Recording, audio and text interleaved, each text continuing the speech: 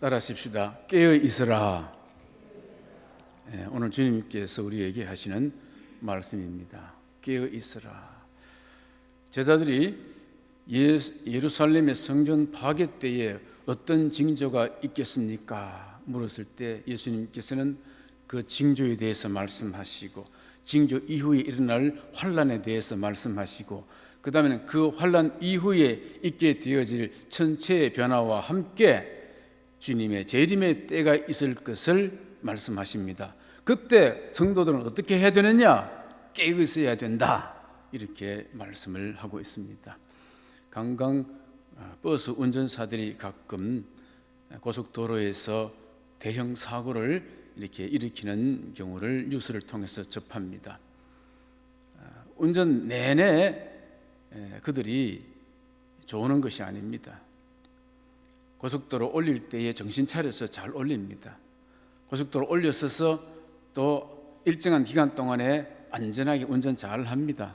근데 어느 순간 길이 평탄하고 안전한 그 순간에 자신도 모르게 밀려오는 졸음에 어쩔 수 없어서 10초 잠시 이렇게 졸음을 조는 것입니다. 평생을 운전하던 분들이 여러분 10초 잠시 조는 그 사이에 대형 사고가 일어나게 되는 것입니다. 운전 경력이 몇 년이냐가 아니라 10초가 그의 운명을 가르게 되는 것입니다. 1941년 12월 7일 한 레이더 기지에서 방공망을 이렇게 살피는 두 병사가 있었습니다. 근데 레이더망에 갑자기 알 수 없는 점들이 한 50개 뜨기 시작했습니다. 그래서 그는 상관에게 이 사실을 보고했습니다. 상관은 별것 아닌 것처럼 무시해버렸습니다. 그런데 그 후 51분이 지나서 그 부대는 초전 박살이 났고 사병들 2,400명이 사망을 했습니다. 그게 바로 일본의 진주만 공습이었습니다. 조그마한 징조도 여사로 여기지 말고 깨어서 주위에서 살펴야 된다 하는 것입니다. 다니엘이 꿈에 환상을 보면서 한 신상을 봅니다. 머리에 황금으로, 또 양쪽 팔과 가슴에 은으로, 그 배와 넙죽다리에 동으로, 종아리 철로, 그리고 발은 철과 흙으로 이제 되어 있는 환상을 봅니다. 그리고는 이 나라 바벨론이 지나가고 난 다음에 더 큰 나라 페르시아가 일어날 것이고, 그 다음에는 또 더 큰 나라 알렉산더 헬라가 일어나게 될 것이고, 그 다음에는 무서운 로마가 일어나게 될 것이고, 그 다음엔 유럽이 갈라지게 될 것이고, 이런 형태로 이제 예언을 합니다. 그 환상대로 그 제국들이 차례차례대로 일어났습니다. 이거 저절로 일어난 것 아닙니다. 사람이 의지를 가지고 만든 것이 아닙니다. 하나님의 계획 속에, 뜻과 섭리 속에 차근차근히 다 진행된 것입니다. 그런 하나님의 섭리를 따라서 주님께서 징조와 또 환란에 대해서 말씀을 하신 것입니다. 앞으로 전쟁이 많아질 것이다. 그 전쟁은 돌과 나무가 아니고 칼과 창이 아니라 지구를 없앨 핵폭탄으로 전쟁이 일어나게 될 것이고, 또 지진이 일어나게 될 것인데, 18세기 전까지는 가끔 한 번씩 일어났던 것, 이제 19세기 이후로부터는 관동 대지진부터 시작해서 엄청난 지진이 아주 빈번하게 일어나는 겁니다. 또 기근이 일어나게 될 것이다. 세계 10억이 기근에 시달리고 있고 5억이 영양실조로 죽어가고 있습니다. 그러면 복음이 만국에 전파될 것이다 했습니다. 1989년까지는 복음이 전해지지 않는 종족들이 약 11,000종족이었습니다. 근데 2004년도에는 6,000종족이었고 2010년도에는 이제 1,500종족만 남았습니다. 앞으로 2030년도 지나면은 거의 다 이제 모든 종족이 복음이 전해질 것으로 예상이 되고 있습니다. 오늘날 이 코로나 사태로 인류가 고통을 당하는 것도 하나의 징조입니다. 단순한 바이러스가 아닙니다. 메르스가 아닙니다. 뉴노멀 시대가 오게 된 것입니다. 우리는 하루속히 코로나 종식되기를 기도합니다. 왜? 예전처럼 빨리 재미있고 엔조이, 자유롭게 살기를 바라기 때문에 그렇습니다. 그리고 코로나만 종식되면은 우리는 예전처럼 열심히 교회 나갈 거라고 생각합니다. 그런데 그게 그렇지 않습니다. 이 코로나 이 시대에 오늘 지금 이 시간에 갈망하는 마음으로 주님을 찾고 만나지 못한 사람들은 이제 코로나가 끝나도 어떻게 됩니까? 그동안 다니지 못했던 곳, 밀렸던 것을 다니기에 바쁩니다. 그동안 타지 못했던 비행기 타기 바쁩니다. 그동안 만나지 못했던 사람들 만나야 되기에 바쁩니다. 그래 바쁘다 보니까 정신이 없어요. 그래서 자동차 타러 왔는데 마스크를 안 가져와서 집에 또 가야 되지. 그리고 또 오니까 핸드폰도 안 가져와서 또 가야 되지. 이런저런 정신없는 일들이 얼마나 많고 얼마나 바쁜지 몰라요. 교회에 열심히 못 나옵니다. 안 나오는 것이나 못 나오지게 되는 것입니다. 그렇기 때문에 이런 코로나도 사실은 하나님의 계획 속에 다 달려 있는 것입니다. 세상에 일어나는 모든 것이 다 하나님과 연관이 있습니다. 그러므로 우리는 말씀에 깨어 있어야 되고 시대에 깨어 있어야 되고 사명에 깨어 있어야 될 줄로 믿습니다. 주님께서 이렇게 환난 이후에 이제 전체의 변화가 기상의 변화가 일어날 것을 말씀하시면서 그때가 되면은 주님이 다시 재림하실 것이다 라고 하는 말씀을 이제 돌아가시기 이틀 전에 제자들에게 심각하게 말씀을 하고 계시는 것입니다. 24절 말씀부터 한번 보시겠습니다. 24절 같이 그때에 그 환난 후에 해가 어두워지며 달이 빛을 내지 아니하며 별들이 하늘에서 떨어지며 하늘에 있는 권능들이 흔들리리라. 그때에 인자가 구름을 타고 큰 권능과 영광으로 오는 것을 사람들이 보리라. 같은 맥락의 성경 말씀이 요한계시록 6장 12절에서 16절에도 나오는데요. 요한계시록 6장 12절 말씀 보면은 내가 보니 여섯째 인을 떼실 때에 큰 지진이 나며 해가 검은 틀로 짠 상복같이 검어지고 달은 온통 피같이 되며 하늘에 별들이 무화나무가 태풍에 흔들려 서리건 열매가 떨어지는 것 같이 땅에 떨어지며 또 하늘은 두루마기가 말리는 것 같이 떠나가고 각 산과 섬이 제자리에서 옮겨지매 땅의 임금들과 왕족들과 장군들과 부자들과 가난한 자들과 모든 종과 자유인이 굴과 산들의 바위 틈에 숨어 산들과 바위에게 말하되 우리 위에 떨어져 보좌에 앉으신 이의 얼굴에 쏘아 그 어린 양의 진노에서 우리를 가리라 했습니다. 이 두 말씀이 같은 말씀인 것입니다. 해가 어두워지고 달이 빛을 잃고 별들이 흔들리는 것입니다. 그리고 권능을 가진 자들이 이제 흔들리는 것입니다. 이런 기상의 급격한 변화와 전체의 질서가 깨어지게 될 때를 주의해서 살펴보라고 하는 것입니다. 또 그런 일이 벌어지게 되면은 제일 슬피 울며 통곡할 자들이 이 세상의 권세자들과 이 세상의 부유한 자들이 슬피 통곡하게 될 것입니다. 왜냐? 저들은 태양을 또 별들을 우상으로 섬겼고 여기에 있는 부와 권세를 최고의 가치 있는 것으로 섬기는 사람들인데 그것들이 무너지니까 슬피 통곡하지 않겠습니까? 말씀의 시대에 깨어서 분별할 수 있게 되기를 바랍니다. 그럼 이럴 때에 성도들은 어떻게 되느냐? 성도들은 주님께서 특별히 보호하신다는 것입니다. 다 불러 모으신다는 것입니다. 27절 말씀을 이제 같이 읽어보겠습니다. 또 그때에 그가 천사들을 보내어 자기가 택하신 자들을 땅 끝으로부터 하늘 끝까지 사방에서 모으리라 했습니다. 같은 병행 구절이 요한계시록 7장 1절에 나오는데요.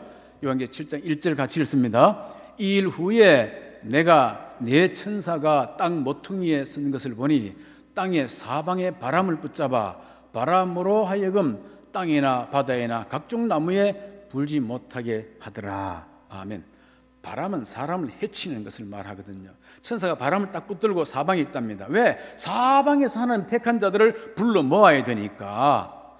이미 먼저 죽은 자들은 주 안에서 죽었으니 그가 복될 것이고 그때까지 살아남은 자들 다 사방에서 하늘 끝 땅 끝에서 불러 모아야 될 텐데 다 불러 모을 때까지 해치지 못하도록 천사들에게 바람을 붙잡고 있으라고 하는 것입니다.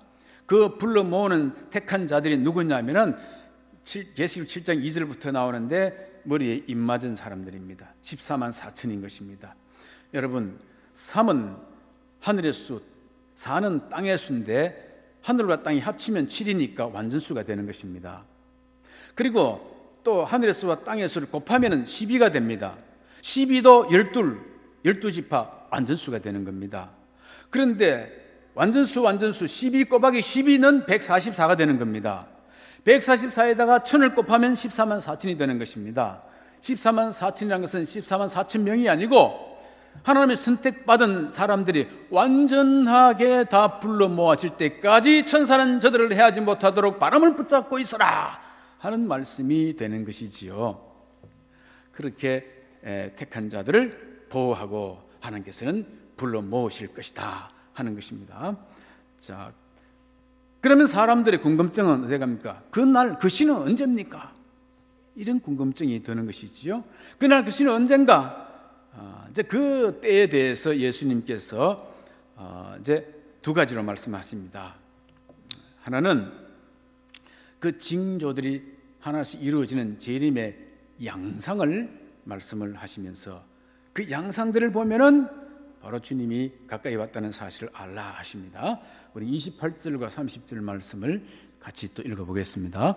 무화과 나무의 비유를 배우라. 그 가지가 연하여지고 잎사귀를 내면 여름이 가까운 줄 아나니 이와 같이 너희가 이런 일이 일어나는 것을 보거든 인자가 가까이 곧 문 앞에 이른 줄 알라. 내가 진실로 너희에게 말하노니 이 세대가 지나가기 전에 이 일이 다 일어나리라. 아멘. 무화과 나무의 가지가 연하여지고 또 잎사귀가 나면은 여름이 가까운 줄 알라 그랬습니다. 이 여름은 이스라엘의 여름입니다.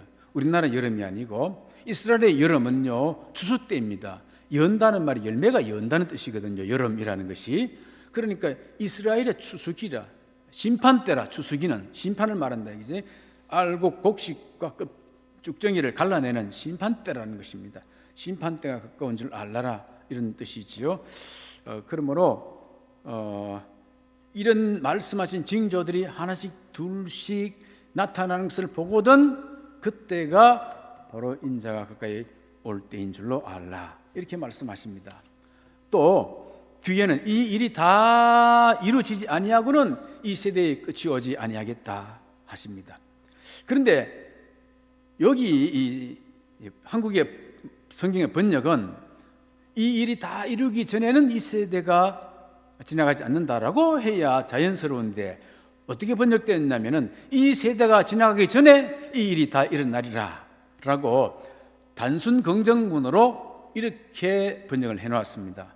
그러니까 사람들에게 혼란이 생기는 겁니다. 아니 예수님 말씀하실 때 이 세대란 언제를 말하노?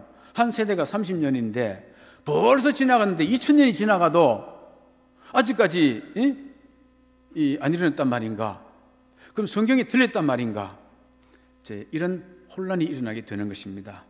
그런데 이것은 해석이 틀린 것은 아니지만은 강조점을 제대로 살리지 못한 번역이기 때문에 그렇습니다. 본문 원문을 보면은 단순 긍정문이 아니고 우, 매라고 하는 부정어가 두 개가 들어있는 이중 부정문으로 되어 있습니다. 그러니까 이 세대가 지나간다는 말이 아니고 영어 성경은 어떻게 되어 있냐면은 This generation will not pass away. 지나가지 아니할 것이다 라고 되어 있습니다. 언제까지? Until these things have happened. 이 모든 일들이 다 일어나기 전에, 다 일어나기까지는 이렇게 되는 것입니다. 그러니까 가끔 우리 이제 신약 성경을 보면은 사도 바울이 너희가 알지 못하기를 원하지 아니하노니, 너희가 알기를 원하노니 하면 될 말을 이중부정하지 않습니까? 알지 못하기를 원하지 아니하노니 이렇게 한 문장인 것입니다. 그래서 이 문장은 차라리 부정 두 개를 그대로 사용하는 것이 앞뒤 문맥과 오늘날 상황까지를 살펴보면 그것이 훨씬 더 자연스러웠겠다. 이 일이 다 이루지 아니하고는 이 세대는 지나가지 않는다라고 해석을 해야만이 그 다음에 말씀하고도 이제 연관이 되는 겁니다. 천지는 다 지나갈지라도 내 말은 지나가지 않는다라는 말하고 자연스럽게 이어지는 것이고, 이제 오늘날 상황까지 이 말씀이 그대로 이제 이어지는 것입니다. 요약하면은 예수님께서 하신 말씀들, 정상들이 하나씩 다 나타나지 않았는데도 불구하고 종말이 왔다느니 예수의 재림이 언제 올 것이라니 하는 말들은 믿지 말라 하는 것이 되는 것입니다. 자, 그러나 또 한편은 그 정확한 시기에 대해서는 또 나도 모른다라고 말씀을 하십니다. 32절과 33절 말씀을 보겠습니다. 그러나 그날과 그때는 아무도 모르나니 하늘에 있는 천사들도 아들도 모르고 아버지만 아시느니라. 주의하라, 깨어있으라. 그때가 언제인지 알지 못함이라 했습니다. 은혜로운 설교 잘하고요, 신령한 기도, 피를 토하는 기도, 병을 고치는 기도 잘 해놓고도 정통과 이단이 갈라지는 지점이 바로 이 지점인 것입니다. 예수님께서는 그날과 그 시는 모른다, 천사들도 모른다, 나도 모른다, 아버지만 아신다 라고 분명히 말씀하셨는데도 우리는 알아냈다, 우리는 알 수 있다 라고 주장하는 사람들이 생기는 것입니다. 그래서 그 날과 그 시가 언제쯤 될 것이라 라고 예언하는 사람들이 생긴단 말이지요. 그러면 그들의 입술에서 얼마나 달병 같은 설교를 아무리 은혜롭게 잘하고 잘 될 것이라고 선포하고 또 신령한 기도 가운데 마치 자기 체면에 걸린 듯이 병이 낫는 사람들이 일어난다 할지라도 그들의 말을 믿지 말라는 것입니다. 주님이 하신 말씀을 그대로 믿으라는 것입니다. 자, 그러면은 왜 그 시기는 말씀하지 않으셨는가? 왜 그 모른다고 했는가? 깨어 있도록 하기 위해서. 성도의 신앙이 한순간도 졸지 않고 10초도 졸지 않고 깨어 있도록 하기 위한 것입니다. 그 깨어 있도록 하기 위한 그 비유를 이제 무화과나무 그 이유를 이 깨어 있는 종들에 대해서 비유를, 문지기 비유를 말씀하는 겁니다. 34절 말씀, 35절 말씀 같이 읽겠습니다. 가령 사람이 집을 떠나 타국으로 갈 때에 그 종들에게 권한을 주어 각각 사물을 맡기며 문지기에게 깨어 있으라 명함과 같으니, 그러므로 깨어 있으라. 집주인이 언제 올는지. 잠깐, 이 집주인은 주님을 말하는 것입니다. 갔다가 온다는 것입니다. 집주인이 언제 올는지, 혹 저물 때 일는지 밤중 일는지 다 구울 때 있는지 새벽 일는지 너희가 알지 못함이라. 군인은 전쟁을 하지 않는 때에도 항상 칼이 녹슬어 있지 않도록 갈아놔야 됩니다. 전쟁이 시작되고 이제 칼 갈기 시작하면은 그거는 이미 늦어버린 것 아니겠습니까? 마찬가지입니다. 성도들은 항상 깨어있지 않으면은 자꾸 무뎌지게 되어 있습니다. 영적 감각이 무뎌져 가는 것입니다. 녹슬어 가는 것입니다. 초창기에 우리가 이제 코로나로 비대면 예배를 드리기 시작했을 때에 성도들 중에는 우는 사람이 있었습니다. 아니, 내 평생 50년간 주일 성수했는데 아니 주일도 못 나간다니 이게 무슨 일입니까? 오지 말라고 했으니까. 그렇게 이제 울던 사람이 눈물이 납니다 하고 전화 오신 분이 있어요. 그러던 분이 한 주, 두 주가 지나고 이제 한 달, 두 달, 이제 1년이 지나게 되니까 이제 주일 되면 어렵게 제일 먼저 텔레비전 앞에 들어가 앉아 있는 분이 있어요. 그렇게 되어지는 겁니다.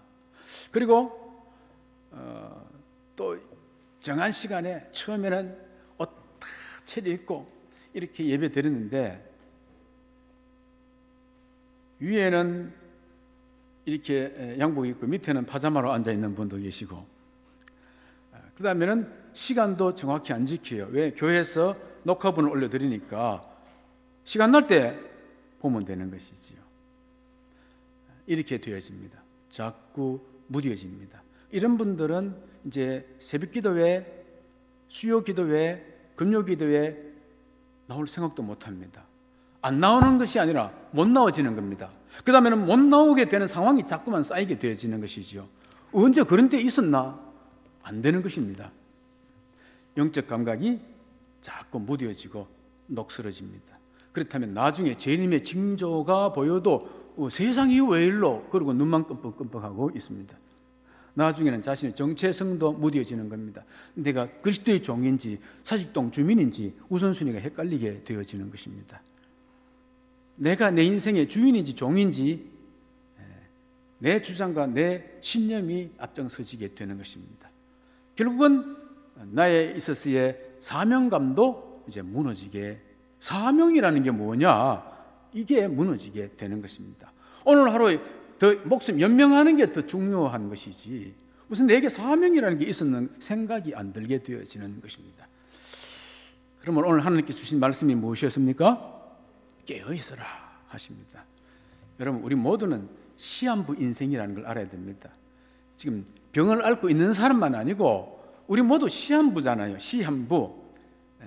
70 아니면 80, 요새 좀 더 잘 살아도 100년, 딱 시한, 그 이상 영원히 못 삽니다. 시한부 인생 아니겠습니까? 시한부 인생. 그러니까 믿음은 하나님이 보시는 시각으로 보는 것을 믿음이라고 하는데, 하나님이 보실 때 100년은 하루살이도 안 되는 것 아니겠습니까? 그럼 그 하루살이 동안에 우리가 잘 산다, 못 산다, 뭐 잘났다, 못났다, 성공했다, 실패했다, 아무 의미 없는 겁니다. 하루 동안에 그게 뭐 슬프다, 기쁘다, 이게 의미가 없는 것 아니겠습니까? 믿음으로 본다면은 단지 그 짧은 시간, 짧은 인생 동안에 그가 잠들어 지냈는가, 깨어 지냈는가 하는 그것만 하나님 보실 때 중요한 것입니다. 깨어있던 사람은 영원히 깨게 될 것이고 잠들인 사람은 영원히 잠들게 되는 것입니다. 따라서 우리가 볼 때는 행복할 수도 있고 불행할 수도 있습니다. 그러나 주님 보실 때 그게 문제가 아니라 깨어있었느냐가 문제인 것입니다. 일이 잘 될 수도 있고 못 될 수도 있습니다. 더 중요한 것은 네가 깨어있었느냐 하는 것입니다. 몸이 아플 때도 있고 건강할 때도 있지만 중요한 것은 깨어있어서 아팠냐, 깨어있어서 건강했느냐 하는 것입니다. 죽을 수도 있어요. 그 죽을 때에 그냥 졸면서 잠들면서 죽는 게 아니고 깨어서 죽어가야 되는 것입니다. 그래야 작은 미우로부터 주 안에서 죽는 자들은 복이 있나니가 그에게 해당될 줄로 믿습니다. 그러므로 영적으로 잠들어 있는 사람은 오늘 이 시간부터 깨어나시기 바랍니다. 깨어 있는 사람은 다시 졸지 마시기 바랍니다. 주님 오실 때까지 이런 양상들을, 징조들을 세밀하게 살피면서 주의하면서 말씀에 깨어있고 시대에 깨어있고 사명에 깨어나시길 바랍니다. 깨어있으라, 깨어있으라. 오늘 주님께서 저와 여러분에게 주시는 말씀이었습니다. 기도합니다.